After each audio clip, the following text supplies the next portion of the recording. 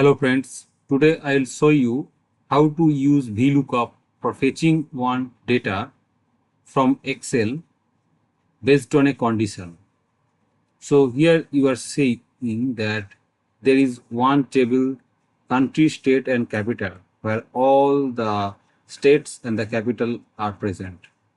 Suppose you want to find out the capital of the state what you are inputting from that particular table based on this state.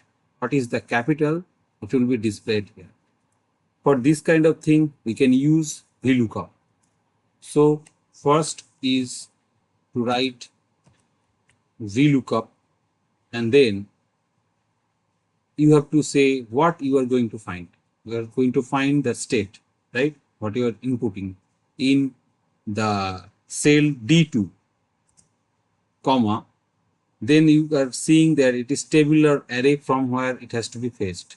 Make sure the column you want to find that is in the table array first column. That means you are going to find the state column based on the criteria what you are inputting.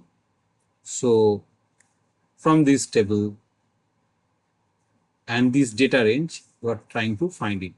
So this is your table array D7 colon E35. So this is your whole data what you are going to look up, comma, and then after it matches the D column D7, D8, D9 to your D35 and it matches, then you want to get the corresponding value what is present in the E column.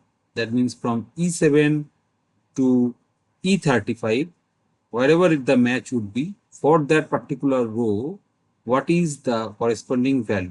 So the index here is, so I have started the table array from state.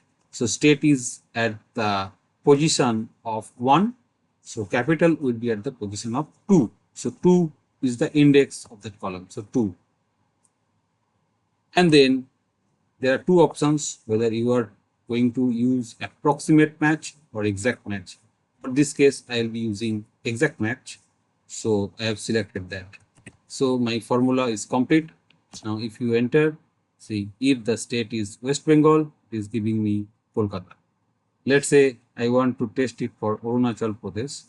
So I will copy this state for illustrating and I will paste it here and enter. See, the capital Itanagar is coming here. So this is how we will be using VLOOKUP in Excel. Thanks for watching this video and please like, share and subscribe. Thank you so much.